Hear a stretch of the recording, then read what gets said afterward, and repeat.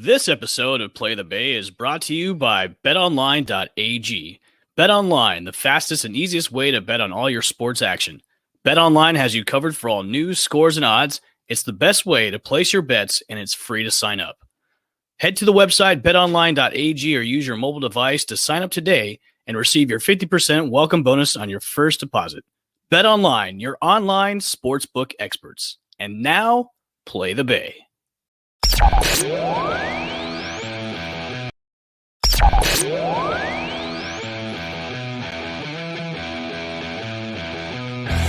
From Channelside Drive, where Lord Stanley Cup rests. Time ticks down! The Lightning win the Stanley Cup! Travel across the bridge to St. Pete to find our American League champs. And the Tampa Bay Rays have just won the American League pennant. And get ready to fire the cannons. Lob pass toward the end zone. Gronkowski, he makes the catch. Touchdown Tampa Bay. What a great grab by Gronk. Because it's time for another episode of Play the Bay. Play the Bay.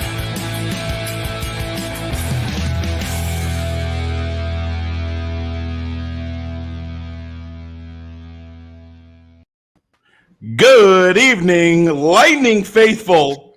This is your man, Chip, with Play the Bay, hosted by Three Daughters and BetOnline AG.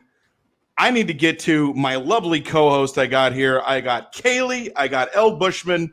Guys, we got the Lightning tonight. Massive game. I'm on tilt. I'm so excited. I can't get a sentence out. You guys, please talk. What are we thinking? Congratulations on doing a great intro there. I love that. It was great. I loved every minute. I loved every minute of it, man. Mm-mm. So Good what for do we you. got? I mean, tell me. I know, Evan, you got your soup shirt on. You know, you're ready. We're gonna do some Rays talk. First, we're gonna go Lightning though, because we got Game 5.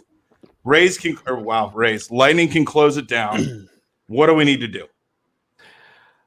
Heather, you want to do this one, or you want me to go in? Or? You go ahead. Okay. Run. You got it. They find themselves in a familiar spot because they've been in this type of situation before. Game 6. Now I know you said Game 5, Chippy. Yes. It would last Sorry. 5. It's okay. We all Sorry. thought it was going to be closed out, but then things happened. I did. And whatnot. So, it's this is it. I mean, well, it's not. This is it, but I mean, this is a must-win situation. I mean, obviously, you would love to have closed it out a couple of games ago, but This is again another game that's going to be chippy as hell. These guys are going to be scrumming it up, and I think one of the things that they really need to really kind of be cautious about is the penalties that happened in Game 4 or Game 5. I'm sorry. Now, obviously, a few of those penalties questionable at best. Ticky-tacky. Yeah, a little ticky-tacky, a little questionable at best, but it's you got to go into this thinking we've got to play a clean game. Let them make the penalties. Let them be in the penalty box for as many minutes as they can, and let's play clean hockey and let's score and let's get out of here and let's move to the next round. Because you can force a Game 7, and we've seen this before. I hate that. Let's not do that. Well, no, but I may have predicted an ousting first round a couple months ago, and that's on tape, and that's something that I'm kind of nervous about. Is could we be out the first round? And I hopefully that's not the case. But if they keep playing like they had the past couple of games, where it might be even though it's a short drive, but it might be a long drive back to Tampa if they don't win this game. So I hate short and long drives. It's It's never a good thing. Sunrise isn't too far away, but when you lose a game 6 or lose a deciding game in a series, I mean that's it's that 2-3 hour road trip could be like a 5-6 hour road trip because when you think about it. So I would know. agree. Totally agree. Well, Kaylee, what do you think? Or Evan, go ahead. I was going to say, you got to come out fast, you got to come out strong, and you got to get a good lead going on with this team. Yeah. Kaylee, it seems like the Lightning have lost a little bit of punch. The first couple of games they got out really fast, and now you have some guys coming back from being injured, not being conditioned maybe enough. Do you think the energy might be a problem for them moving forward and in this game? Yeah, and I think that's kind of what we talked about last week, right? Is Florida comes out with so much momentum and so much speed and so much physicality that if you don't match that right up top, you really are just giving away a ton of momentum to start. And that was one of the keys we mentioned last week, was just saying how do you keep that up and how do you match it game in and game out? And I see this going to 7. That's my prediction. But yeah, I mean, how do you play physical but play clean? How do you limit the penalties? How do you do kind of what you were able to do in those first couple games? And it just seems like Florida's outperforming them in that category. I mean, even when they were able to kind of secure a win mid-series, they still didn't look as dynamic as they did when they started. So I do think that it's a concern. And it's not just a concern for this series, but if they do make it past the series, this is the first series of the playoffs. It's very early in this process. There's a lot of good defenses. There's a lot of quick teams that have that physicality coming up to look forward to. So it doesn't end here. And the fact that this is such a hard fought battle every single time these teams match up, it's not a great sign heading into the rest of the playoffs. It could burn them out a little bit sooner than they would probably like at this point. I said 7. I said 7 at the beginning of this series. I said 5.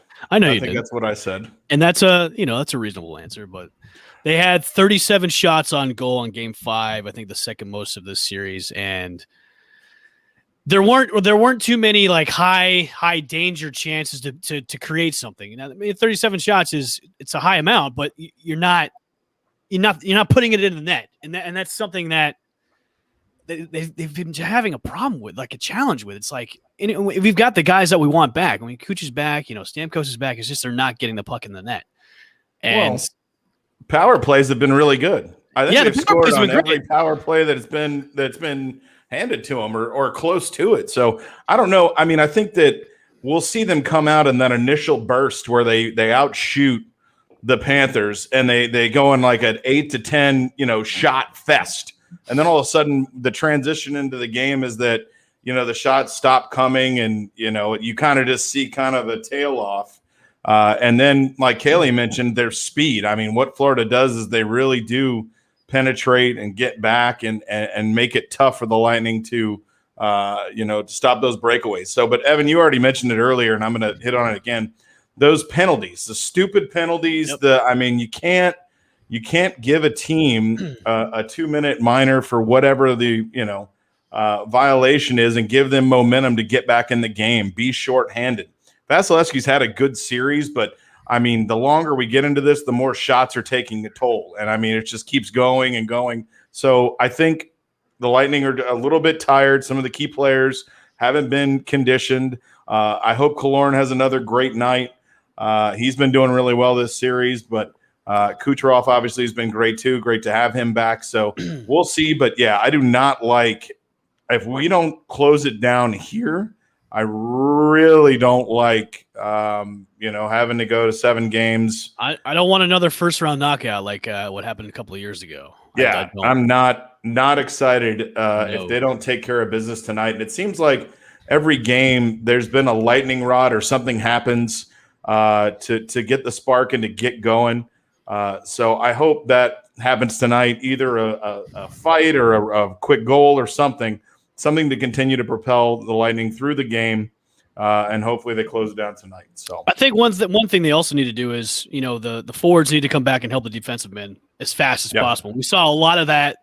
Well, we didn't see a lot of that in Game 5. We saw a lot of standing around after the puck was shot, and Florida came back down with the puck. Like the forwards have to help defensive guys going back into the back, because if you're not, you're screwed. And that's what we saw the past couple of games. We saw that in Game 5 the most. So yeah, it's you hit the nail right on the head, Chip. Like they look tired.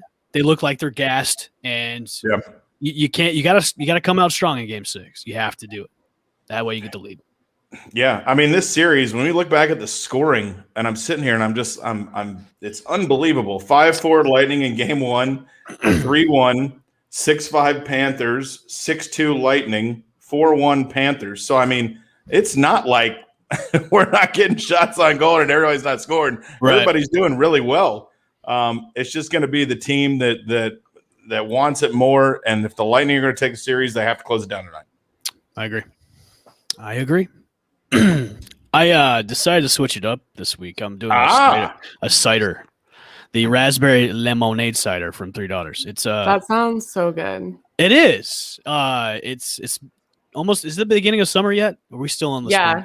Summer? Okay. We are in Florida, so I think that's important to mention that we're in Florida and it's 98 degrees outside every day. So Yeah. Yes, Tyler, it is. We are a Tampa Bay podcast. Yeah. Hi. Well, hey, what's up, buddy? ask us some questions. Where is he watching from? What is that icon? That's Periscope. Yeah, that's Twitter. Oh, Periscope. Yeah. Welcome. So, yeah, I've been drinking a lot of ciders and not ciders, but the old seltzers, like Trulies. I've been drinking a lot of because the IPAs have been getting me into some trouble. So I decided to switch it up, and it's quite refreshing, especially on a hot summer day. Even though I'm inside.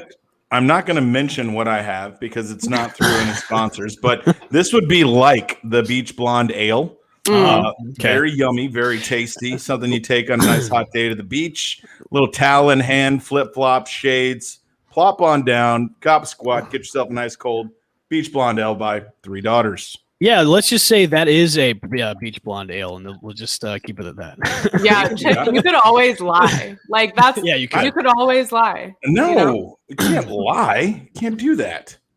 Yeah, there you go. See, Tyler. I mean, nobody knows that you're not drinking a $3. Yeah, but Mama you would prefer to be drinking a Beach Blonde Ale, but you're not. So it's unfortunate, but you could just lie. Remember, Chip. It's only a lie if you don't believe it.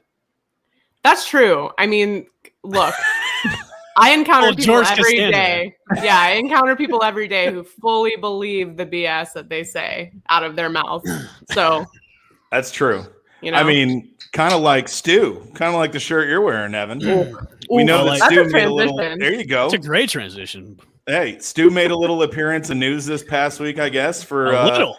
Maybe making some moves and kind of doing some things that no one agreed to. What happened? Yeah, so the Rays minority owners, which are I think about 10% of the owner of the team, have sued Mr. Sternberg, Stewie Sternberg, or Stu Stollenberg. Basically, he's been negotiating the Montreal deal since 2014 behind their backs, not telling anybody, negotiating the contracts and everything. So now it's going to be a lawsuit, and now it's probably going to go to court. That's what they want. They want a jury to decide this. I know Rick Kreisman, the mayor of St. Pete, wants, Stu out. He should relinquish day-to-day operations as the owner. And, how far this whole thing will go, we don't know, but I'm actually really surprised because our area media, the Tampa Bay Times in general, they usually don't report on this type of stuff. So when this story came out, it was almost like a shock or surprise that, okay, they're actually going to be reporting the story about the owner of this team that, they give a lot of coverage to, is now being sued by minority owners because of his shady deals that he's been doing and not telling anybody. So I wanted to get your thoughts and opinions about this. Do you guys think it's time? If it turns out to be true, do you think it's time for him to relinquish the team, sell the team to somebody else, or should Rob Manfred, the stooge that he is, should step in and say, okay, you maybe need to sell the team and get out of this while to save face for yourself? Well, this isn't even just about Montreal and deals. This is also about paying yourself more. I mean, it's fraud, right? It's basically growing your shares while putting tax obligations on your minority shareholders, withholding distributions, basically. It's straight up fraud, right? So transferring assets into your companies that are different accounts that shouldn't be associated with the team. So there's a lot beyond just Montreal. And I think it's like at this point, if this is true and these allegations are true, that's it. It goes way beyond should you be able to own a team. It's jail time. Why are you not in prison, right? Because those are major fraud allegations. And especially if it's over years, then I think that is the first and foremost thing and should be a no-brainer by MLB to immediately take him out as an owner. But then I think that then goes to the SEC or whoever is monitoring financial fraud. I know some of the complaints in the lawsuit where they were saying he was taking the TV money and putting it in his pocket, not sharing it and distributing it against the minority owners. This is from the Fox 13 news story that broke a couple of days ago.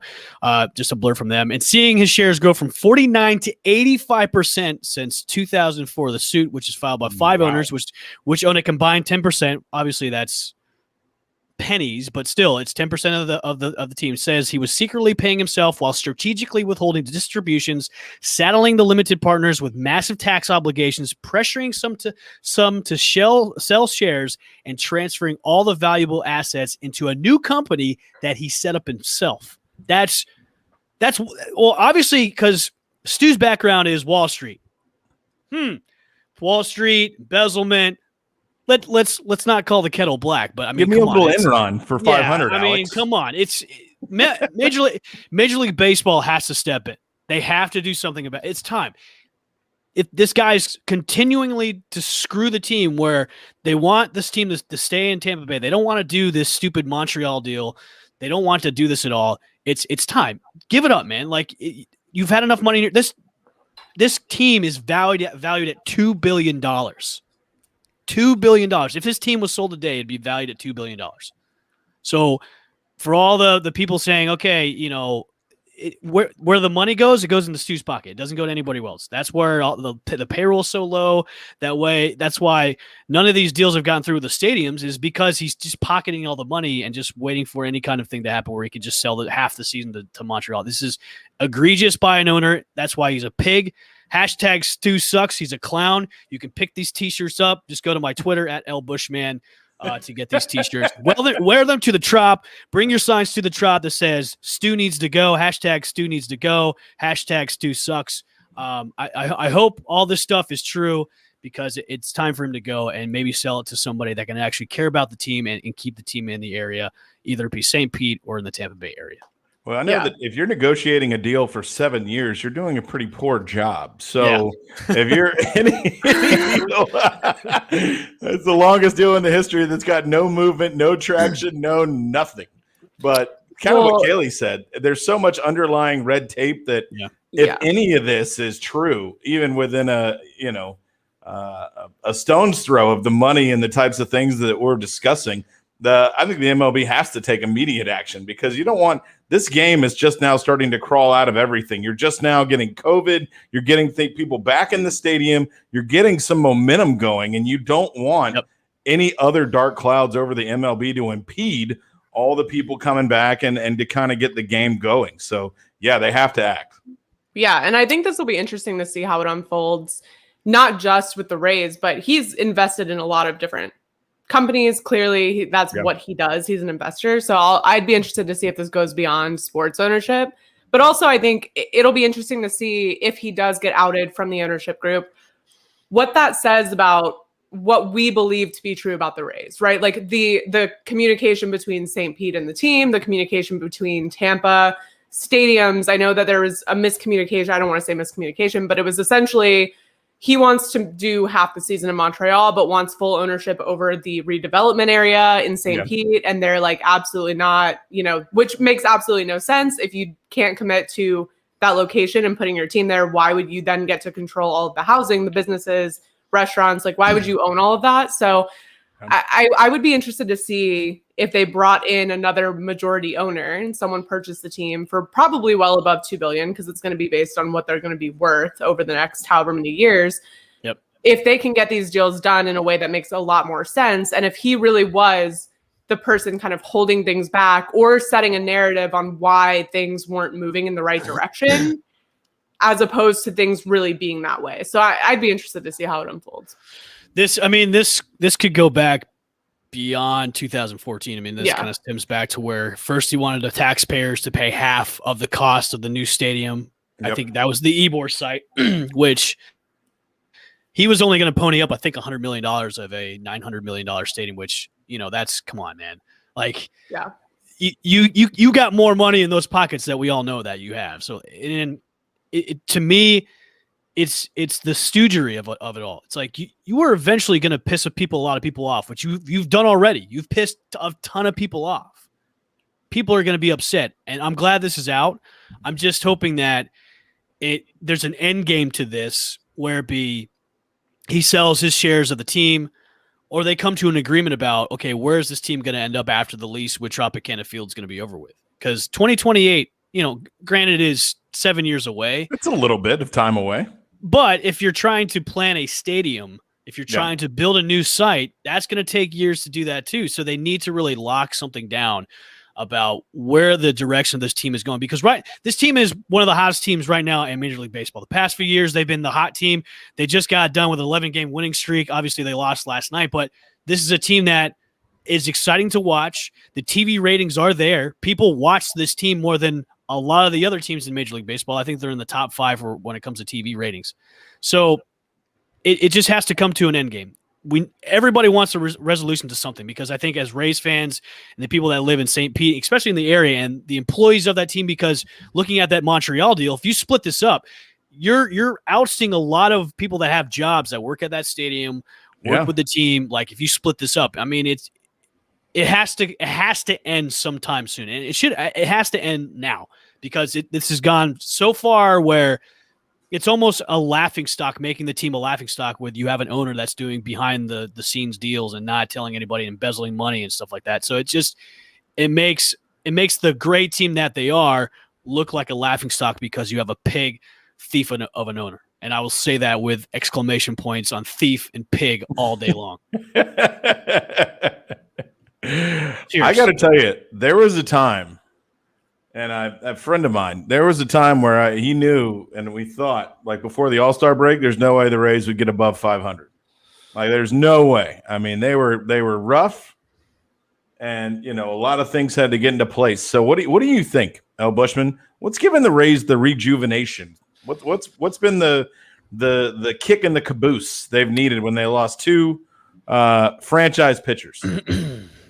I think coming out of April and just hitting the ground running with May, I've said this before, the team plays better without Kevin Kiermaier. But, that's my opinion right there. But, they've traded away Sasugo. They're bringing up the younger guys are coming up and now getting their footing in, especially in the rotation. Guys like Taylor Walls, who was in the, came up this past weekend with the Willy Adames trade. Willy Adames is now over in Milwaukee. Which I said was going to be a bad move, and I admit it. I didn't think it's okay. His average, he was not above. I don't think he was. Might have been 217 or 2. Maybe he's 182. I can't remember. He was hovering around 200. So that trade needed to happen, like you said, El Bushman. I'll give you credit for that one, and it did. And so far, I think the Rays have won on that. Yeah, I think time will tell. Immediate impact has been good. But immediate, especially with Taylor Walls, who's come in and hit the ground running at that position at shortstop, and that's what goes to show you about the young talent that the Rays still have winning in the wins. They have Wander Franco. Listen, pump the brakes, Rays fans. He'll probably be up later on this year. And then you got Vidal Brujan, you got Josh Lowe, who could fill in the outfield. And let's be honest with everybody, there could be another trade looming in the wings with Kevin Kiermaier. So don't get too attached and buy $200 jerseys, where I see everybody complaining on Facebook groups and Twitter about, I bought a $200 jersey with somebody else's name on the back. That's why if you see my jerseys back there, I have my name on there. If you don't like spending $200 on a player that's not going to be there in a couple of years, get your own customized jersey. So I think the spark is, things are starting to click, and that's what needed to happen. And they've been rolling, man. And they've been just playing good, solid baseball. Except for last night, of course. But hey, I will say this: only one loss out of 10 games. I think. Hey, I'm not taking anything back from it. Rich Hill did another fantastic job on the mound last night. Yeah, Dick Mountain coming through once again. This team is, they're in first place right now, half a game above the Boston Red Sox. So let's keep it rolling.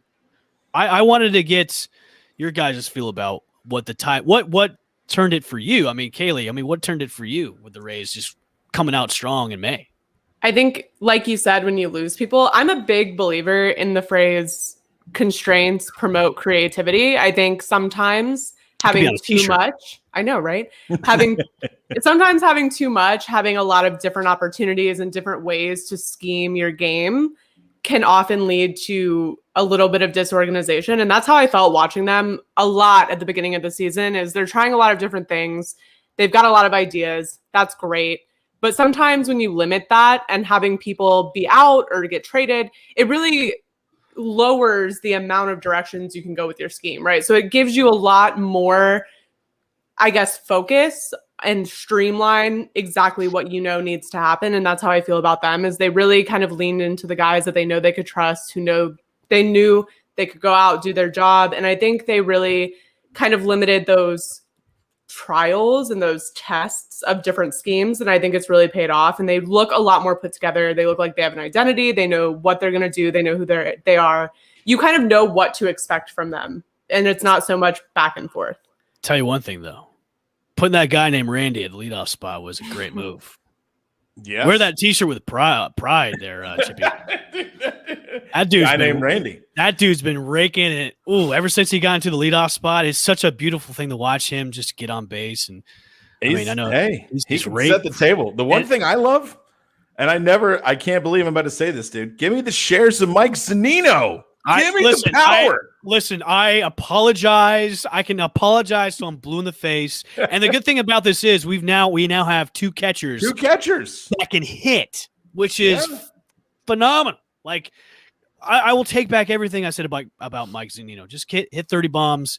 Keep doing you, boo. Keep doing you. I'm okay. I mean, I don't know if he never got to 30 his entire career, but I got to tell you, it looks like a beach ball coming in right now to him, dude. He's just hitting good. Keep doing what you're doing. I think the number one thing you've seen from the Rays is the hitting is starting to get better.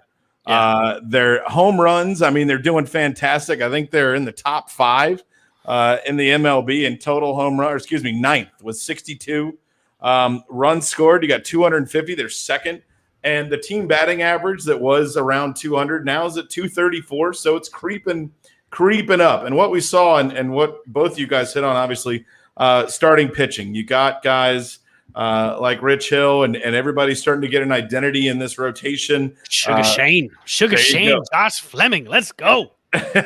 Everybody's starting to, like Kaylee said, know their role and kind of fit in and go in every night doing what they're doing and starting to play up to their potential. So we're continue to monitor 10 games above 500, which I said was going to happen, but some other people around me didn't think it was going to happen. Listen, we say things on this podcast that, Look, you can only go off of what is in front of you, right? Exactly. You have to look right. Listen, look forward instead of behind you. I mean, hey, just mentioning, that's all. Just moonlighting a little, if you will. I tell you one thing though, Chad Mottola, who's the Rays hitting coach, I'm sure he was just wiping his brow a little bit because for a while everybody wanted his head and wanted him fired because they weren't hitting at the plate. Now they've, exploded the past week and a half or so. So his job's safe for now.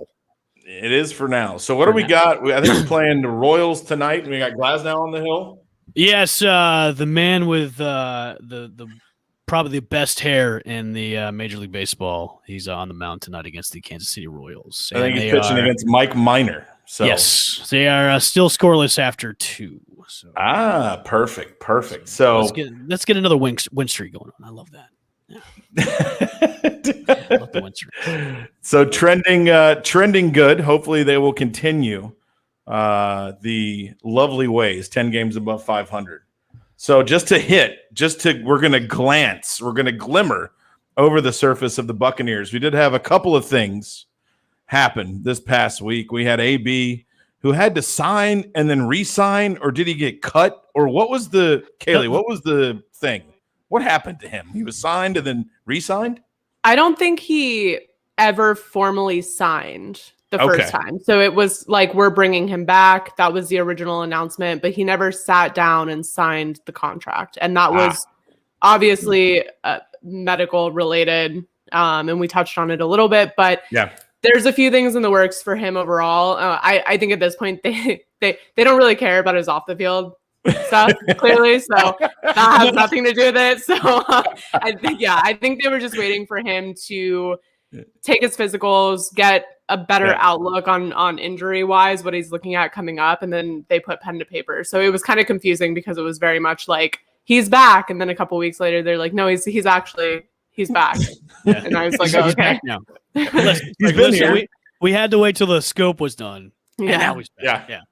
Now he's back. Mm-hmm. I mean, hopefully you figure with his teammate dad, Brady, he should be able to kind of compose himself. Hopefully, with a bad wheel, you shouldn't be out, tackling fences or, beating people up or Throwing know, bikes getting at drunk. security cameras. And, Yeah, I mean, you should leave all the home security to the professionals. You make enough money, you don't have to go out there and test the gear or anything.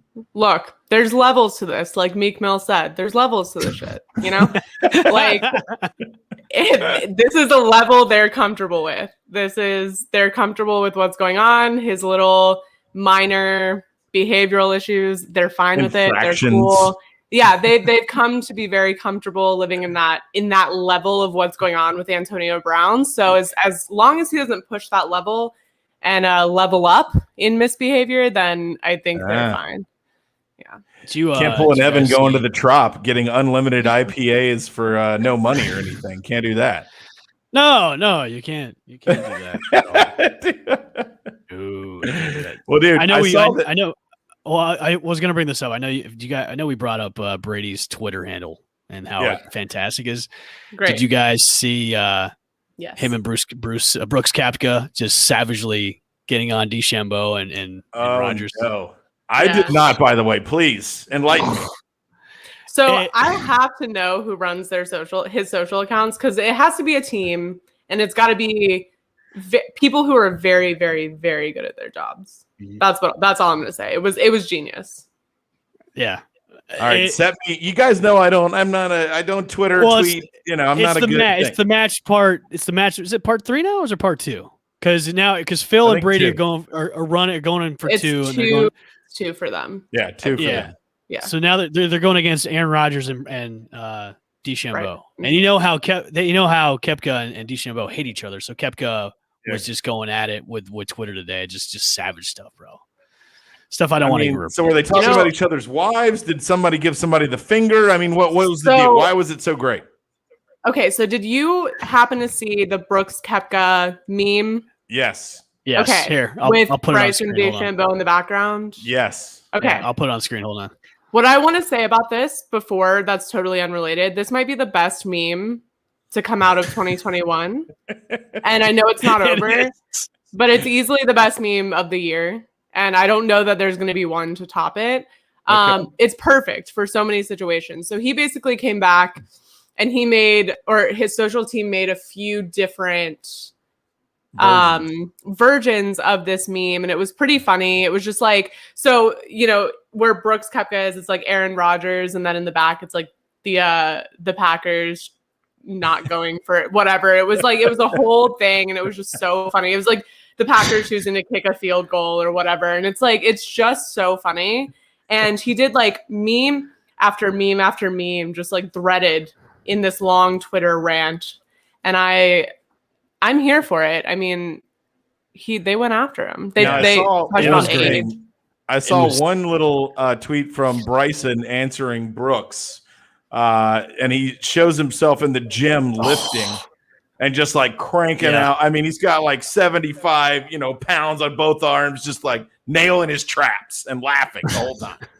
All right, so if you can, this is it. Hold on, let me. Yeah. Make this a little bit better. I saw the different versions and saw several different things, but didn't really see the Tom Brady, didn't see the Twitter from him. Hey, Evan, you can just hit Command+. And it'll zoom up. Well, do you have a Mac? No, I don't. I have never Windows. mind. I don't know. I don't know what you do on Windows. That's big enough. Well, that's where we got big enough. Holy shit. Either way, there you go. That's the first part of it. Because that was the press conference that he had, and then down to the second one. Yeah, that's savage stuff, bro. God, Koepka and Rodgers, they kind of look, they kind of look identical. I know they do. Put a little beard on them. Let me see what it looks like. Look identical. Yeah. If Brooks Koepka doesn't scream FSU guy, I don't know what does. I mean, he is so funny. I mean, this whole situation is resurrecting the sport of golf. This has made golf Twitter so fun.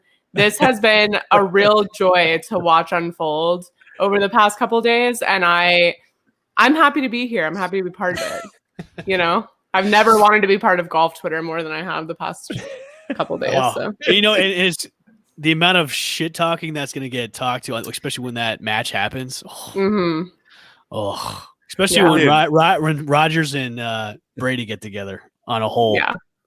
Yeah. I know Brady's going to say something about the kick. Like, hey, maybe you should kick it. Maybe. Something like that. You should kick it. I do wonder how, okay, I'm just going to say this. I know he's gotten more fun since he's been in Tampa. We saw him drunk, being carried.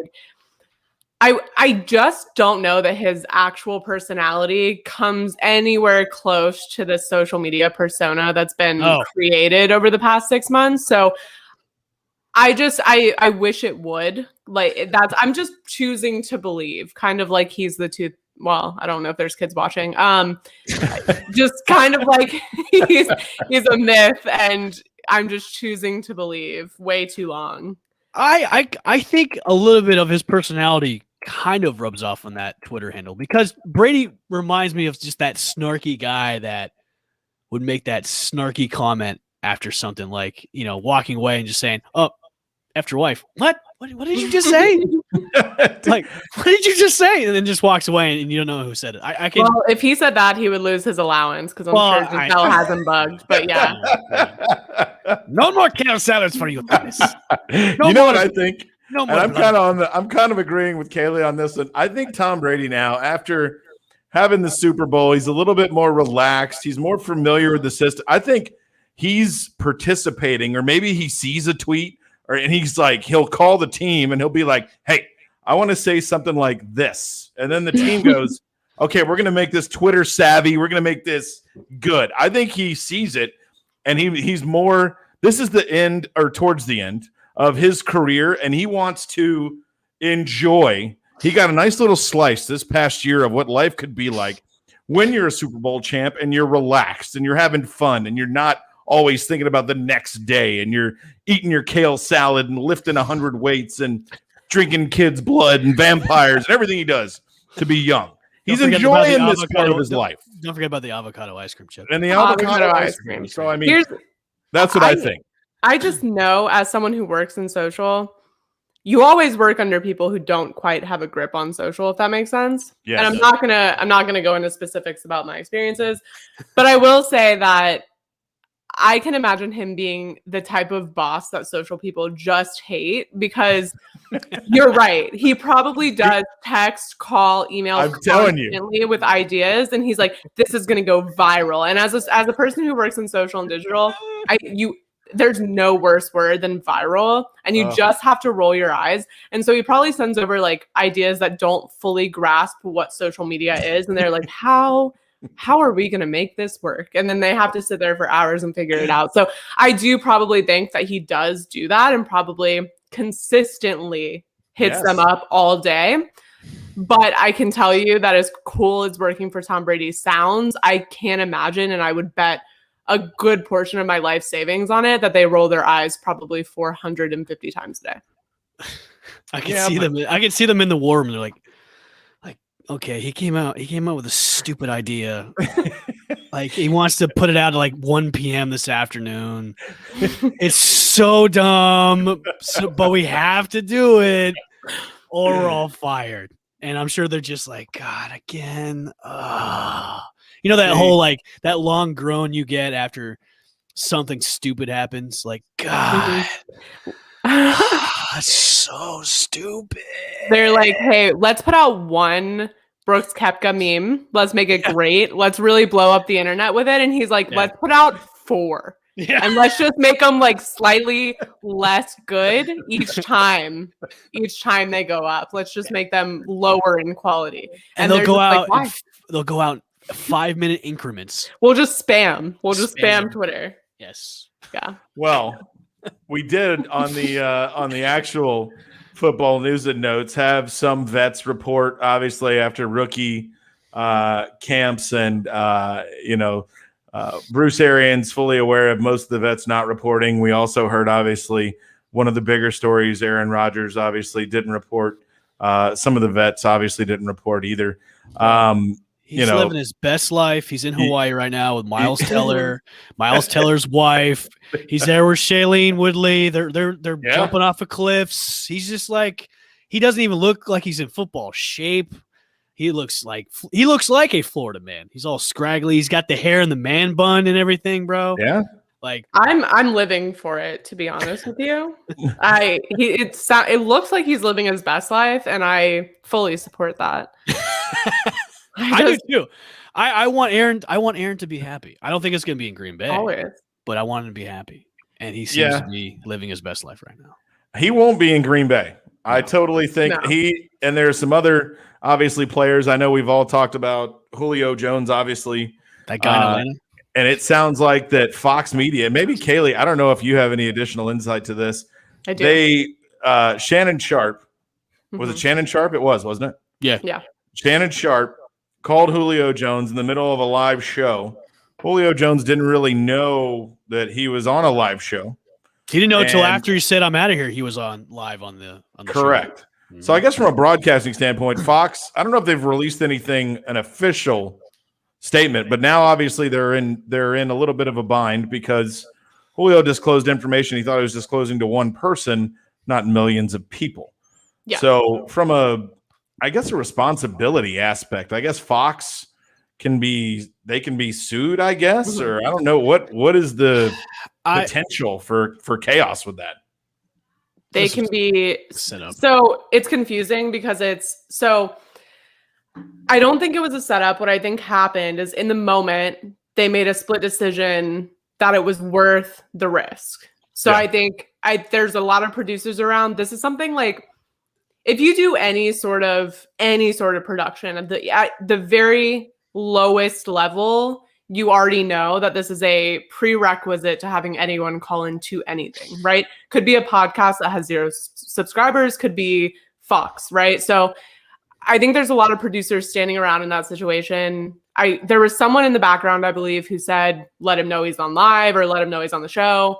I think that was quickly suppressed in an effort to maybe get something that was worth getting and worth the risk, right? So I think that's what happened. And I think the reason I think that is what happened is because typically when other stations ask for clips, especially from that show, they are very open to giving them, which did not happen when PFT Live asked for that show or that clip. And I think that's because they know the more they put it out, the more liable they end up becoming, because essentially it's up to Julio Jones at this point, right? Because he's the real only person that could press charges based on California law and law in many states that requires both people know that they're on live. And if he was outside of California, which it's very likely that he was, then it becomes a federal lawsuit. So essentially, if Julio Jones presses charges, it's a big deal. If not, then it's more a slap on the wrist. But I think they know that if it keeps continuing to be circulated through all of these other channels, through all of these social channels and distribution channels that are asking for it and they're getting declined, which doesn't typically happen, I think they know that they're more likely to be sued, which is why I think they're taking a step back. And that's the only reason why I don't think it was set up, is because if it was set up and they knew they were in the clear to not have charges pressed against them, they would be pretty open because, I mean, to be fair, it's probably the biggest thing that's happened to them all year. So they would want that going around, but I think they are being very, very careful at this point. I can see an executive producer in the background going, well, I think the cat's out of the bag. What do we really do with this? Well, we're going to share it all over social media. That's what we're going to do. Right. I wanted to ask you too, does this hurt like this whole trade scenario with him coming out and saying that? Yeah. I mean, I don't know. I'm kind of in the middle on that because the Falcons have already been shopping him. So, I mean, it wasn't I don't know if it was a known maybe that a deal could have been done, and what he said was he knew obviously, and maybe a deal is going to be done after June 1st. I mean, maybe that could be what he's alluding to, but the Falcons have been shopping him and taking phone calls for months. So from that aspect, I don't think it's a shock, but we'll have to see. I think he's gone. He's going to the Patriots. Oh, yeah. I mean, if you're Julio Jones, why would you say that? Yeah. There's no motivation for you not to. Where do you guys think he's going to land? I mean, I would say New England. I think, you have to boil it down. There's only a few teams that can afford to take a $15 million cap hit right now. Also, he's not that young, and he's coming off of injuries. So I think the 32. Patriots are 32. really the only team that would be like, yeah, great idea. And that just seems like a very Patriots move. They're in the position to do it. From what I understand, no one's made like a legitimate offer. So I think it hurts. I think it hurts the Falcons, not really Julio Jones. It probably gives teams maybe more incentive to go in with a lower deal for them. Yeah. But that hurts the Falcons because it puts them in a position to now not really be able to command the kind of equity that they would have been able to previously. So it really exposes them in a lot of ways that are not great for a player of this caliber, or at least this reputation. Because I wouldn't even say nothing against Julio Jones. I think he's great. I just think in the position that he is in his career and where he's coming from and what teams are available to even take him, I think there's probably a lot of other players that are more bang for your buck. But again, it's Julio Jones, so teams will spend. Yeah, I think some of the intriguing names, and I was trying to get to salary cap spaces. The Chargers keep getting brought up, and I was trying to find out. I don't know if they exactly have the type of cap space, but that would be an interesting spot. And I mean, the Patriots have always been, I think, the logical landing spot. Kyle Shanahan, the Niners. I see that too, but. We'll see. I don't think he's in Atlanta, though. I think you draft Kyle Pitts and you still keep a good 1-2 punch with Pitts and Ridley. A couple Instagram, I think, posts that came out. Nuke. Hey, you know what we talked about, Julio? That could be landing at Arizona, even though they've got 10,000 wide receivers. I think AJ Brown reached out to him. Like everybody reached out. Tennessee Titans, yeah. AJ, like Tennessee Titans reached out to him. I would love to see him maybe in a Colts jersey. I mean, Jim Irsay could make that happen. I mean, dude, that would be nice. It'll be interesting. I think that deal gets done next week. I think so. Right after June 1st. So wherever he ends up, we'll see. I think it'll happen. It'll happen soon. So we'll see. I think Tennessee, would probably be a dark horse as well, just because of the coaching staff. Okay. And they're in the AFC, so I don't think he goes to an NFC team. Okay. So before we get out of here, let's do some grades for some off-season moves for our teams. Let's do it. Off-season moves. I've got the list of some moves, and then I'll sprinkle in some ones that are not our prospective teams. So, Kaylee, I'm going to go with you first. Okay. Give the off-season grades for your Jacksonville Jaguars on drafting Trevor Lawrence #1 overall for the future of your franchise.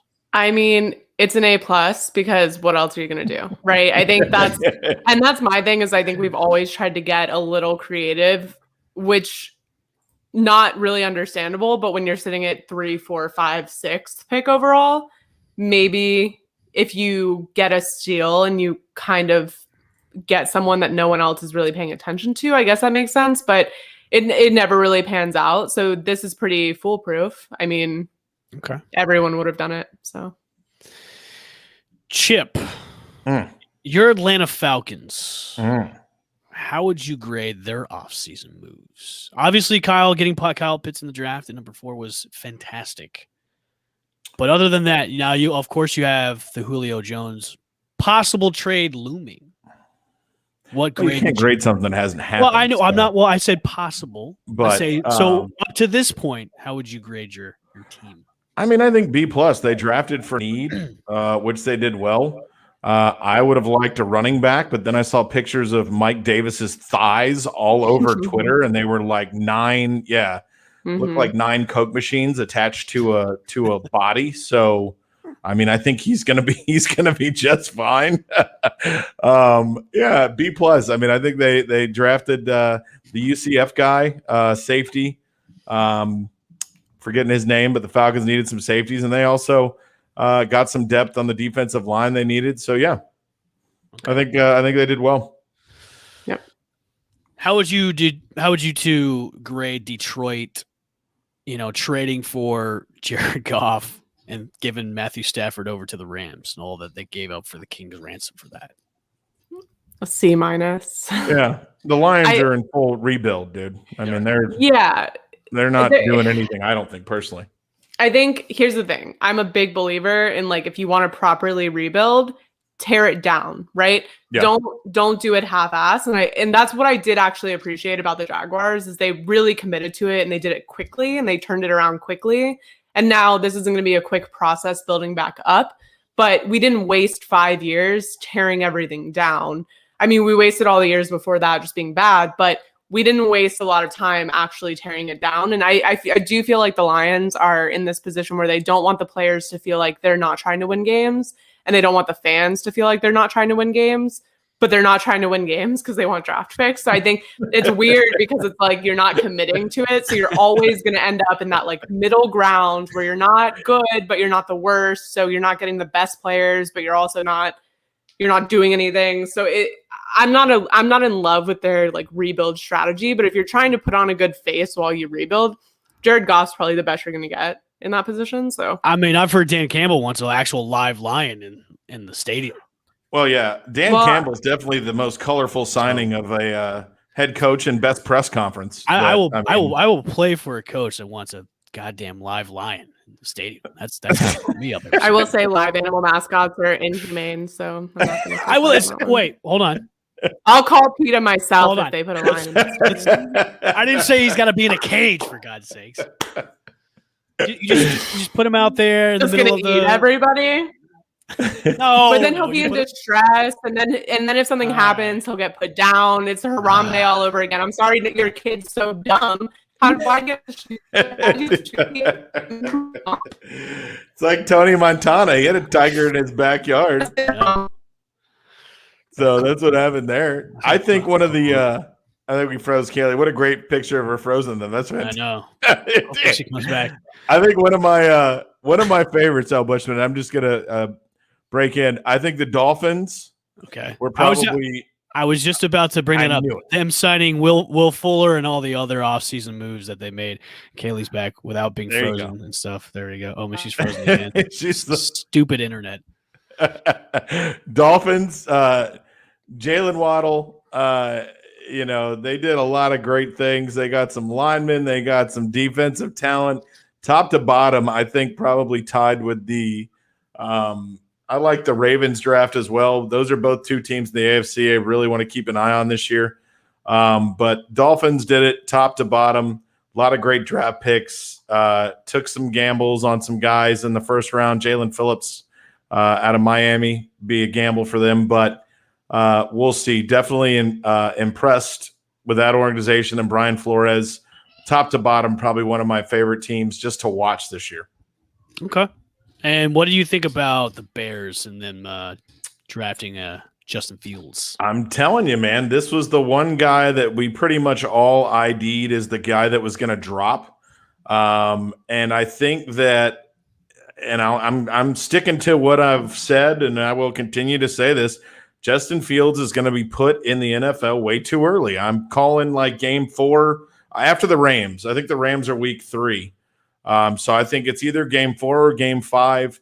And I think you're going to see a guy who's going to try to rely on his athletic talent. He's not going to get through his reads. And I think you're going to see, a quarterback falter. So we'll have to see. They'll end up going to Andy Dalton, I think. So, yeah, that's why I think it's going to end up. I think by week, you'll see Dalton till week 3, and then after that it'll be Justin Fields, and after that it's gonna be interesting. I don't know. I don't think he holds the reins. I think he ends up giving them back. So we'll see. I kind of want to disagree with you. Yeah, I really do. I obviously, they haven't really named him the starter yet. They haven't said Dalton's going to be the number 1 guy. They haven't really said that yet. There's going to be I think that'll happen. Then by week 3, Justin Fields is out. He's playing the Rams. Okay. I think you will see a top defense really carve up a kid, and you'll see teams that have to play a rookie are teams like the Jets and Jacksonville, who really didn't plan for anybody else to be there. The Bears kind of planned for Dalton to be there, and then Fields kind of fell, and then they had to trade up to get him. So their original plan was to have, somebody else. So, but we'll see. I mean, maybe maybe I'm wrong. Maybe Justin Fields goes out there and shines and does great, but I just don't.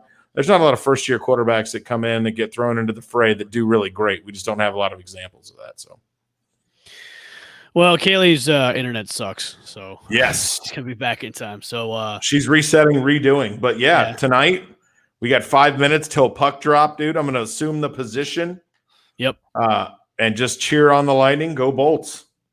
Go Bolts. Let's close it out tonight, and hopefully we can move on to the next round. So, Chip, any final thoughts before we get on out of here? Go Bolts. Let's go take it home. There you go. Well, That's why I bless couldn't you. say anything. Bless My me. Woo. Goodness. Go Bolts. Well, thanks for tuning in to another episode of Play the Bay, presented by Bleav Podcast Network, 3 Daughters Brewing, and BetOnline.ag. Make sure to go to BetOnline to get your bets in for all these now to get your promo code and everything like that too. We will see you guys next Tuesday night at 8 p.m., barring any kind of rescheduling that we used to do. But follow us on all the internet's social medias. You can follow us, subscribe, and slam that button. Make sure to follow us on Facebook at Play the Bay 2020, Twitter at Play the Bay TB, and now we are on Instagram. Make sure to go on Instagram as well. We will see you guys next week. See ya. Wouldn't want to be ya. Thanks for listening to Play the Bay. We'll be back again with another episode on the Bleav Podcasting Network. If interested in advertising, please contact Bleav.com.